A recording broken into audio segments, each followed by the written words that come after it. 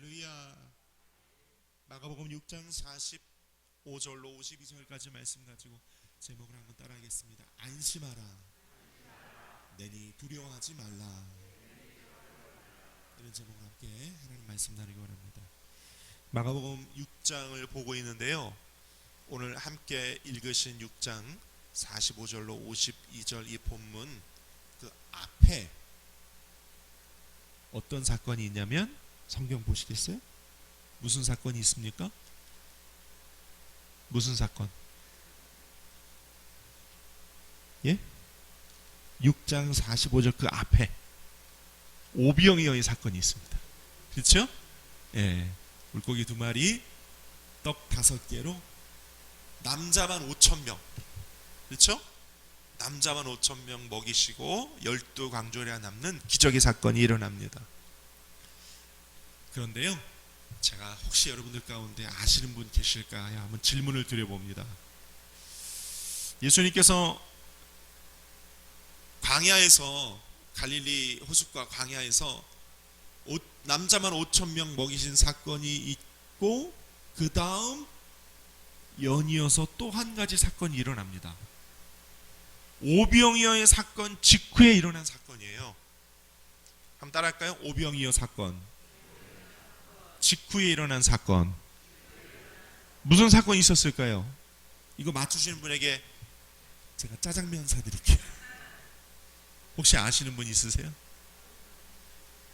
네? 바다 위를 걸으셨어요. 맞긴 한데 50점 드리겠습니다.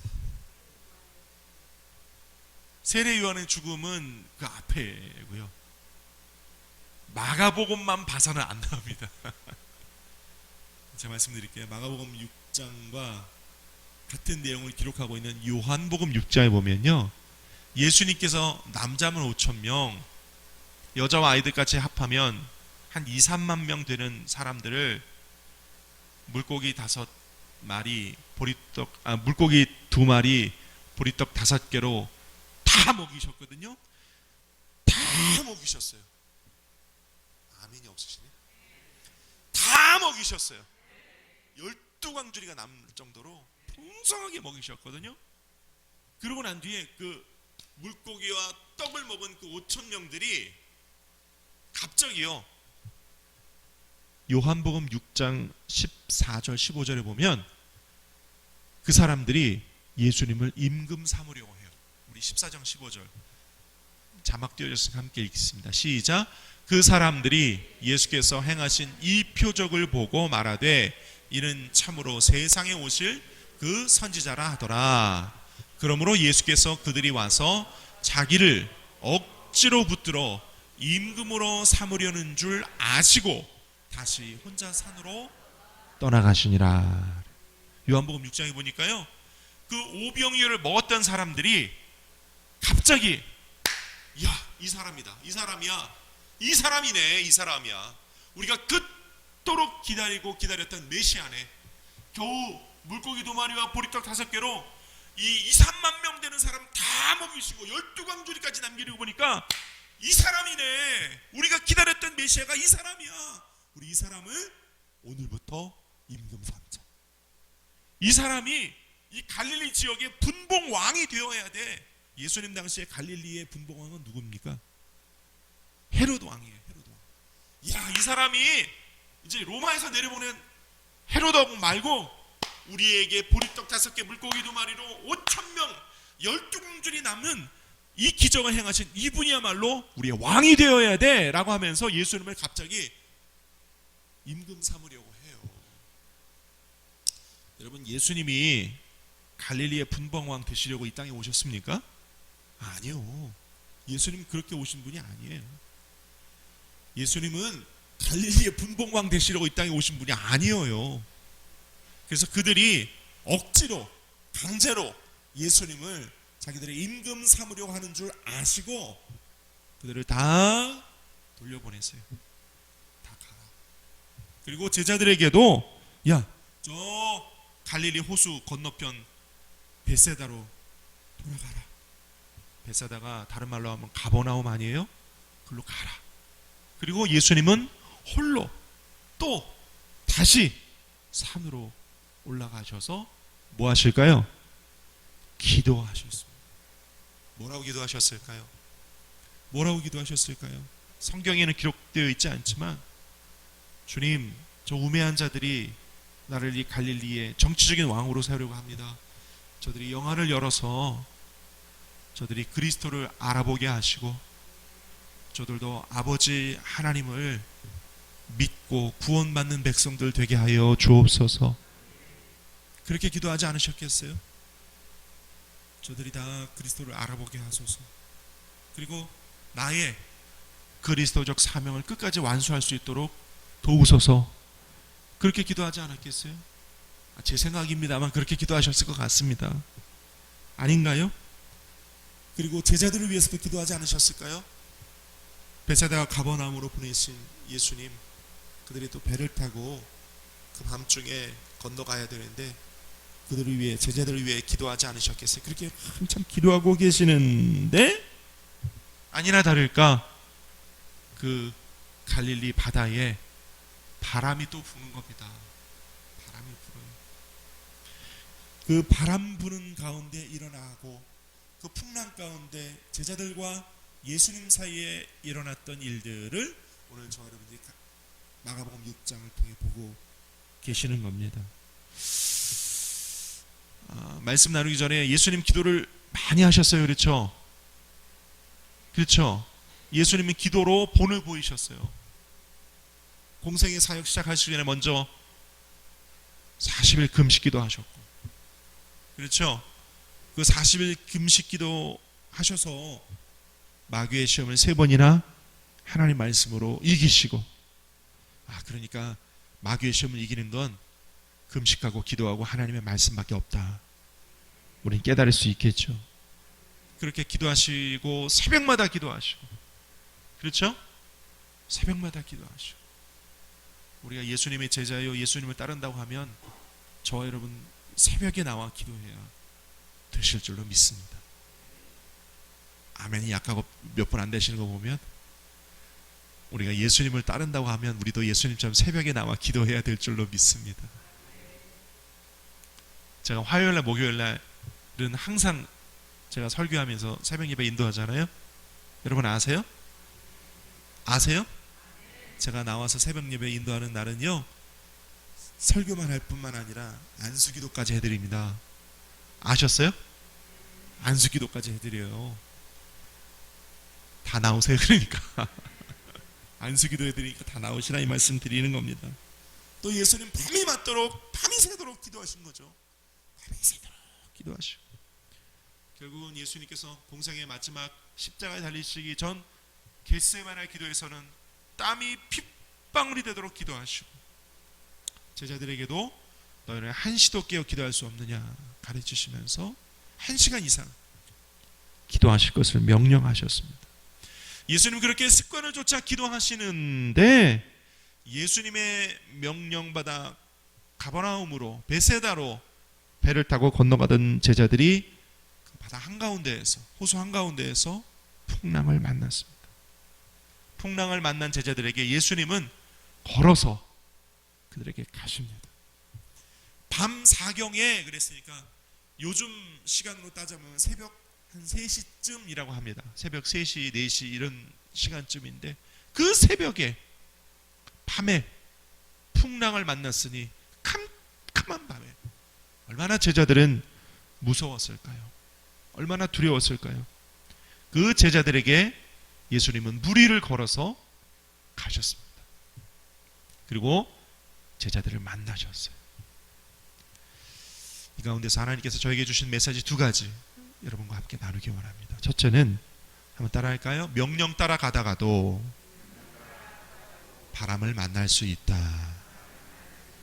있다라는 것입니다. 제자들이요 베세다로 배를 타고 건너간 이유가 뭐냐면 예수님이 그렇게 하라고 그래서 군중들이, 무리들이 예수님을 억지로 자기들의 임금 삼으려고 하니까 예수님 급히 피하셨거든요. 제자들에게는 베세다로 건너라 하시고 예수님은 피하셔서 산으로 올라가 기도하셨어요. 그러니까 제자들은 배를 타고 바다를 건너려는 이유가 예수님 명령 때문이었어요. 예수님이 가라 하시니까 순종하여 가던 길이었습니다. 예수님 명령 따라 순종하라 가던 길 중에도 풍랑, 바람을 만날 수 있다라는 것이에요. 제가 여러분에 묻습니다. 여러분, 예수님 믿고 난 뒤에, 신앙생활 시작하고 난 뒤에, 목사님 저는요 신앙생활하고 난 뒤에, 예수 믿고 난 뒤에 그 이후로 지금까지 100% 저의 삶이 온전히 평탄했어요, 순조로웠어요 하시는 분 있으면 한번 손 들어보세요. 그런 분 계세요? 한 번도 손을 못 드시는 거 보면 예수 믿었는데, 그렇죠? 예수 믿었는데 왜 우리의 삶이 온전히 평탄하거나 순조롭지 않을까? 여러분, 예수 믿고 신앙생활 하다 보면요 예수님 때문에 만나는 풍랑이 있습니다. 예수님 때문에 만나는 풍랑이 있어요. 지금 우리가 추석 명절 한가운데 있잖아요, 그렇죠? 추석 명절에 가족끼리 모였습니다. 그런데 그 가족의 모임 안에서도 예수님 때문에 만나는 풍랑이 있어요. 예수 믿는다는 이유로, 그렇죠? 제사 때 절 안 한다는 이유로, 예수 믿으니까 제사를 지내지 않는다는 이유로 불화가 있을 수 있어요, 가족 간에. 이거는 우리는 신앙의 문제인데 예수 믿지 않는 사람들은 윤리의 문제라고 생각해요. 전통 윤리의 문제라고 생각해요. 이 불효 이렇게 생각해요. 부모에게 불효하는 건 아니냐. 조용기 목사님이 옛날에 80년대 때 이런 일이 있었어요. 여러분 아실는지 모르겠는데 조용기 목사님께서 이 전도를 하는데 이 제사 문제가 늘 걸리니까 조용기 목사님은 그런 이야기를 하신 적이 있어요. 신학자들 앞에서 그런 얘기를 하셨대요. 기독교가 이 제사 문제 때문에 큰 전도에 걸림돌이 있는데 우리가 제사 지낼 때 위패라고 하지 않습니까? 거기다가 이렇게 성함을 쓰고 신위 이렇게 써가지고 마치 조상을 신으로 여겨서 신위, 조상은 신처럼 여기고 위패를 세우고 거기다가 절을 올리는 거니까 음식은 차리되 위패는 하지 말고 음식을 차리게 하고 그렇게 하면은 어떻게 했느냐 이 얘기 했다가 그냥 신학자들과 타 교단의 목사님들로부터 거센 항의와 공격을 받으셨대요. 그 얘기를 하시더라고요. 하마터면 내가 이단으로 바로 정죄될 뻔했다고 하시면서, 어쨌든 이 전도를 위해서 어떻게 한번 그렇게 해볼 수 있는 방법은 없겠느냐, 이제 그런 차원에서 얘기를 한 건데, 막 타교단 목사님들과 신학자들이 거센 공격을 하는 바람에 목사님 한동안 땀을 흘리셨다고 그런 얘기를 하신 적이 있었습니다. 그렇죠. 우리 기독교가 제3자 때문에 얼마나 공격을 받기도 합니까? 그렇죠. 분위기가 썰렁한 거 보니까 여러분들은 별로 고생을 안 하실 것 같으신데, 저는 그런 분들 많이 봤어요. 제사 문제 때문에. 여러분, 이렇게 예수님 명령 준행하고 예수님 명령 따라가다가도 바람이 불 수 있습니다. 풍랑을 만날 수 있습니다. 또 제자들이요 49절, 오늘 성경 49절을 보면 예수님을 보고 유령인가 보다 이런 소리를 지르는 일을 겪을 수도 있습니다. 분명히 오시는 분이, 무리를 걸어오시는 분이 예수님이거든요. 그런데 처음 제자들은 저 물 위에 무언가가 저벅 무리 위에 사람이 하나 걸어오는데, 그 캄캄한 밤에 풍랑 속에서 사람이 하나 걸어오는데 제자들이 그렇게 느끼는 건 당연했을 거예요. 우와, 유령이 오나 보다. 유령이 오나 보다 하고 성경에 보니까 소리 지르니 이렇게 되어 있어요. 왜 소리를 질렀나? 책에 보니까요, 당시 갈릴리 사람들 사이에는 그 속담이 있었답니다. 속담이 아니라 내려져오는 구전이 있었대요. 뭐냐면 캄캄한 밤에 바다 위에서 유령을 만나면 그는 반드시 죽는다. 그런 이야기가 있대요. 갈릴리 바다 어부들은 누구나 다 아는 이야기랍니다. 그런데 이 사람들이 바다에 배를 노저 가고 있다가 풍랑을 만났는데 갑자기 저 먼 데서 사람 하나가 물 위로 조목조목 걸어오는 거예요. 그러니 이야 유령이다 하면서 떠오르는 겁니다. 갈릴리 바다에서 밤에 유령을 만나면 누구나 다 죽는다. 그러니까 야 이제 죽었다 우리는 다 죽는다 하면서 막 소리를 질렀던 것 아니겠습니까? 그렇죠? 그때 예수님이 제자들에게 오십니다. 그리고 말씀하십니다. 한번 따라할까요? 안심하라. 내니 두려워 말라. 그래 너희가 내 명령 따라서 배를 타고 벳세다로 건너가다가 풍랑을 만났지. 또 물 위를 걸어오는 나를 보고 유령인가 싶어 두려움에 떨고 있지. 안심해라. 내니 두려워 마라. 너희가 풍랑을 만났지. 유령을 만난 것 같지. 두려워하고 있지. 안심해라. 너희는 지금 착각 속에 있는 거다. 걱정 안 해도 된다. 내가 온 거야. 내가 온 거야. 두려워하지 마라. 주님 말씀하세요. 오늘 저와 여러분들 삶 가운데도 주님 말씀하세요. 안심해라. 내가 너와 함께 한다. 두려워하지 마라. 할렐루야. 우리가 풍랑을 만납니다.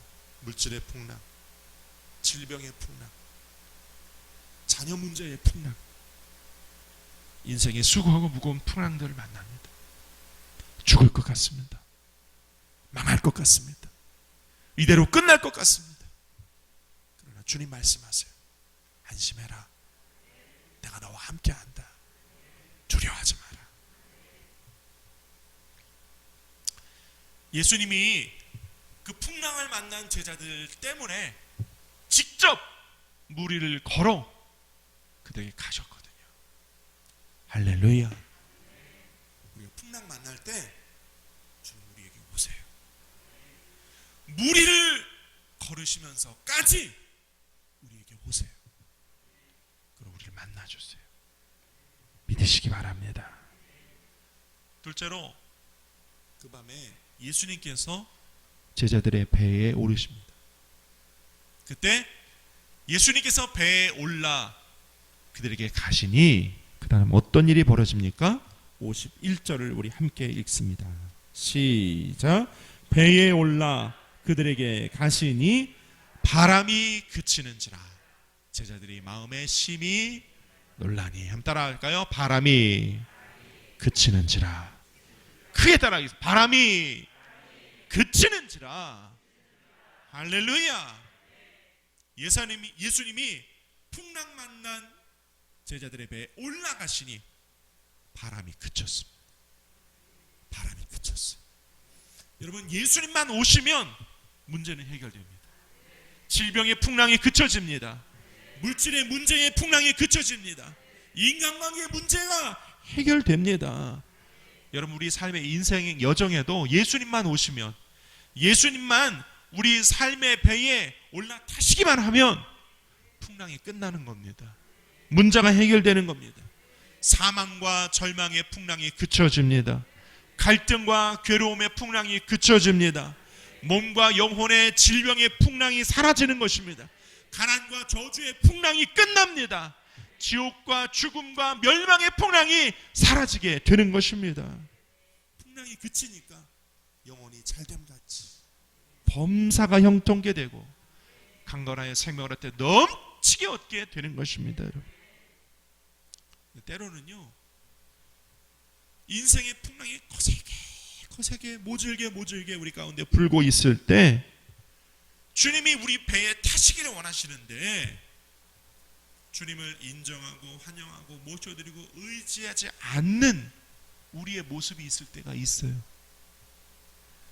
주님 우리 배에 선장님으로, 주인으로, 내 인생 항해의 주인으로 타시기만 하면, 오시기만 하면 끝나는 건데, 주님이 내 배에 타시려고 하실 때 막는 경우가 있어요. 고집을 피웁니다. 고집을 피워요. 내 아집을 꺾지 않습니다.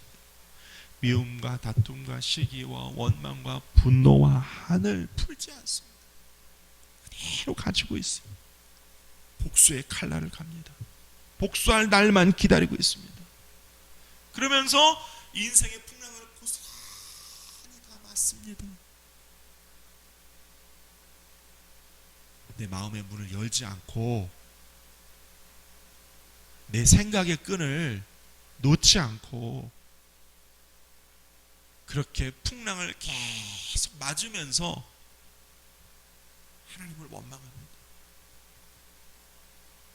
지금 누구 얘기하고 있어요? 제 얘기하고 있어요. 제 얘기하고 있어요. 하나님과 누가 이기를 해보자는 식인 것입니다. 결코 이길 수 없어요. 여러분 신앙생활 하면서 지나간 것들, 내 고집, 내 아집, 내 생각, 내 방법, 내 뜻 계속 붙들고 있으면 풍랑이 끝나지 않습니다. 예수님을 내 마음, 내 생각, 내 인생의 선장님으로, 주인으로 내 배에 오시도록, 내 배에 올라타시도록, 그래서 풍랑이 끝나도록 주님을 인정하고 환영하고 모셔드리고 의지해야 합니다. 오늘 본문 52절에도 보면요, 제자들이, 누가? 제자들이 52절 읽습니다. 시작. 이는 그들이 그 떡 떼시던 일을 깨닫지 못하고 도리어 그 마음이 어떻게 됐다고요? 둔하여졌습니다. 깨닫지 못하고 둔해졌대요. 예수님이 오병이어 기적을 이루셨던 일들을 새까맣게 잊어버렸어요. 그리고 지금 저기서 물 위를 건너 오시는 분이 우리 주 예수님이시라는 걸 못 알아봐요. 둔하여졌습니다. 못 알아보는 거예요. 못 알아보는 거예요. 우리 인생 풍랑에도요, 이것이 주님이 지금 나에게 내 마음, 내 고집, 내 아집을 내려놓고 깨트리라고 하나님 앞에 무릎 꿇으라고 주시는 풍랑인 줄 모르는 거예요. 모르는 거예요. 여러분 깨닫게 되시기를 축원합니다. 주님 오셔서 안심해라, 나다, 두려워하지 말고 그거 내려놔라. 네 생각, 네 고집, 네 아집, 네가 그토록 목숨 걸고 꽉 쥐고 있는 것 그거 내려놔. 그러면 풍랑이 잠잠해질 거야. 내가 네 배에 올라탈게. 모든 상황이 끝나. 주님 말씀하고 계시는 겁니다. 제자들의 마음이 둔하여져서 주님을 알아보지 못했어요.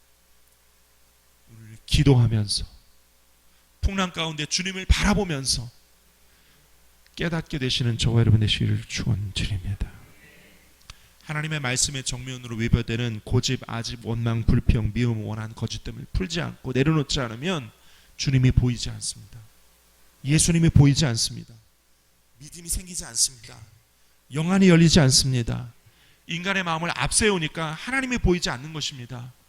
여러분 내려놓을 수 있기를 축원드립니다. 마태복음 5장 23절로 24절 말씀에도 보니까요, 하나님 앞에 제사 드리러 오고 예물 드리러 왔다가 그 다음 형제에게 원망 들을 만한 일이 생각이 나는 겁니다.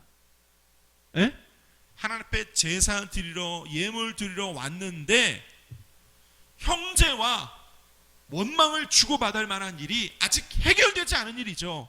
생각이 나는 겁니다. 왜 하필이면 꼭 그럴 때 생각이 나는지 모르겠습니다. 그렇죠? 꼭 그럴 때 생각이 납니다. 생각나요. 그러면 주님이 말씀하세요.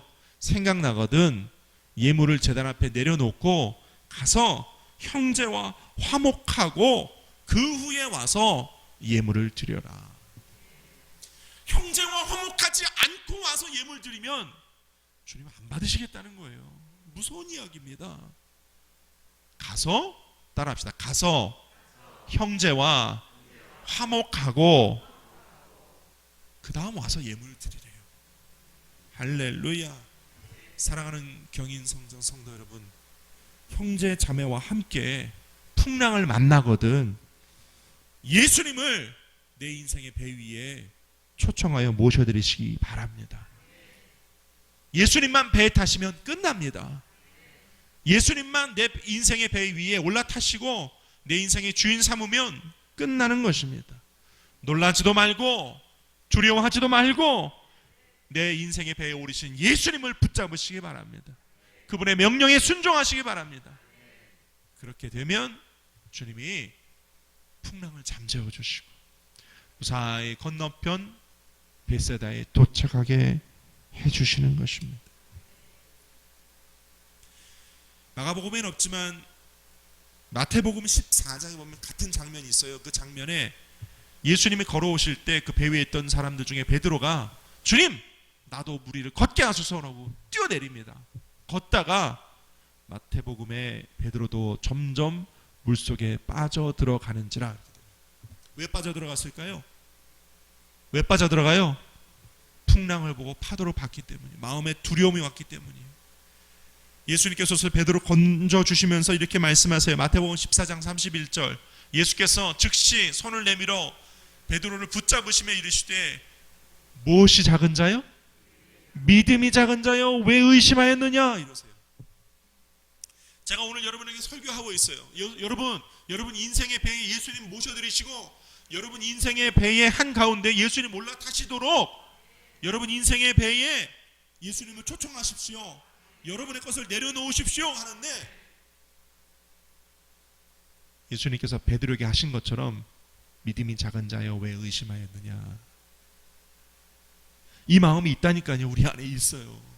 목사님이 지금 무슨 얘기 하시는지 알겠는데 알긴 안다고요. 나도 안다고. 나도 아는데 그런데 그게 쉽냐고요. 저 사람이 나한테 어떻게 했는데 저 XX가 나한테 어떻게 했는데 저가 어떻게 했는데 풀리지 않는 게 있는 거예요. 풀리지 않는 게. 그런데 여러분 주님을 신뢰하십시오. 주님이 완전하고 완벽하게 해결하십니다. 모든 것이 합력하여 선을 이루게 해주시오. 할렐루야.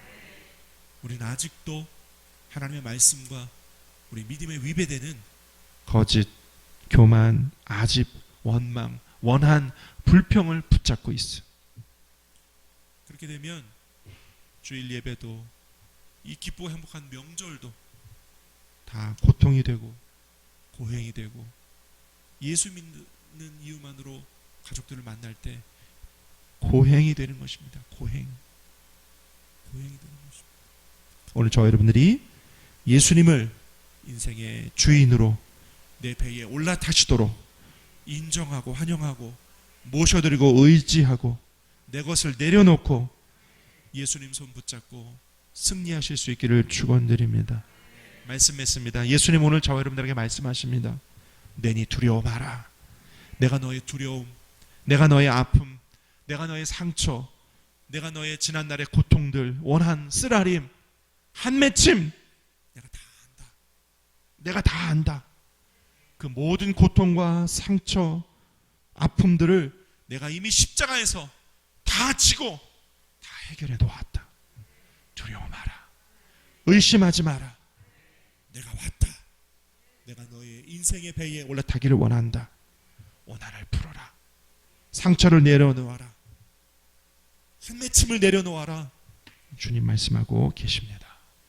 한 가지만 더 말씀을 맡기기 원합니다. 유명 강사가 이런 얘기를 했어요. 우리는 누군가 쏜 독 화살을, 그 화살 끝에 독이 묻은 화살을 우리가 맞고 나면, 독 화살을 맞은 우리는 그때부터 이렇게 합니다. 오이씨, 누가 독화살을 쏘았지? 그래서 막 생각을 한답니다. 그러는 동안에 그 화살에 묻어있던 독이 피와 함께 우리 몸 안에 다 돌다가 죽는다는 거예요. 독화살을 맞으면 제일 먼저 해야 될 게 뭡니까? 화살을 빼고 독을 제거해야 되겠죠. 그렇죠? 상처를 치료하고 그래야 사는 것 아니겠습니까? 근데 우리는요, 누군가 쏜 독화살을 딱 맞으면 그 다음부터 누가 독화살을 쐈지? 그러면서 막. 근데 그러는 동안에 죽는다는 거예요. 그러는 동안에 죽는다는 거예요. 여러분, 예수 그리스도를 신뢰하시기 바랍니다. 주님은 오셔서 완전하게, 완벽하게 합력하여 선을 이루시고 주님의 뜻을 우리 삶 가운데 아름답게 이루어 주실 것입니다. 기도하겠습니다.